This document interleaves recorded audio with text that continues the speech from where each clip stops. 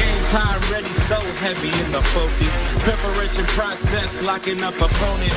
Fans all tasting, Sweet 16, no Fab 5 here. We got the Fab 18. Everybody contribute, getting us to the dream. Dreams become reality, reality it rings. Aztecs forward Tim Shelton came up with that song, and it's made him a bit of a star. Shelton and point guard DJ Gay dropped by a little bit earlier, and I asked Tim how that song came about. It's kind of one of those things, you know, I enjoy music, and so like generally I was kind of thinking of different kind of ideas of what I'd like to do for a song, and then, you know, why not make something about my team? So it kind of came up in like June of last year, and then I just like put it together, let the coaches hear it a little bit later on, and they decided they liked it, and I wanted to do something with it, so we ended up, you know, making it into a video, and then success of our season, you know, winning always helps everything else, so it kind of ended up coming out that way. And they played that song before your game. Yeah. That's got to be pretty cool. No, it is pretty cool. It's cool to look up and, you know, see it's like Tim Shelton Game Time Ready up on the screen, and I get a lot of props for it on campus and things of that nature, and it's nice.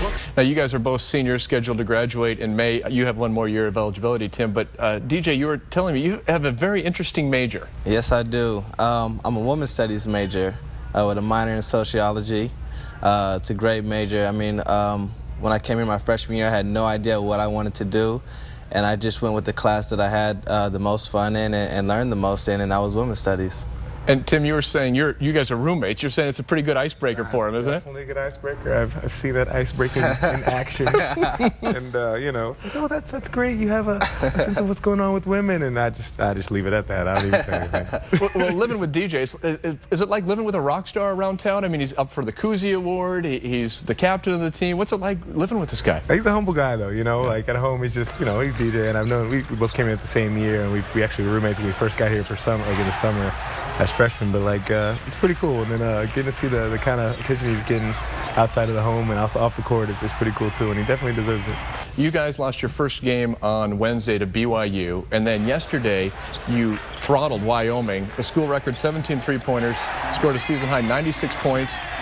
Were you guys mad? Because you look mad out there. Absolutely, absolutely. I think you know, everybody hates to lose, and you know, especially the BYU. But you know, with that loss, you know, it definitely put the team on edge, and we knew that we had to come out strong against Wyoming. You know, they're a very good team. They beat New Mexico, you know, at home, and we knew that, you know, they had a team of great scorers and stuff like that. But you know, with that loss on our minds, we knew we had to come out strong.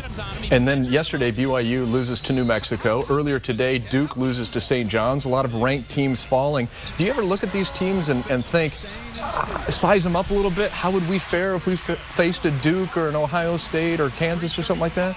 I think it's definitely one of those things that you look at. I mean, especially, you know, looking into the future, kind of not too much, you know, thinking about the NCAA tournament, teams you could possibly play. Right. You watch and kind of have that mindset of possibly we could play this team, how we match up with this team, and, you know, we feel like we can compete with anybody. So it's like you watch it and you learn a little bit, and then you get back to what you know, focusing on. I think you have, what, 9 regular season games left before the Mountain West Conference tournament and then the NCAA tournament. But let's look ahead.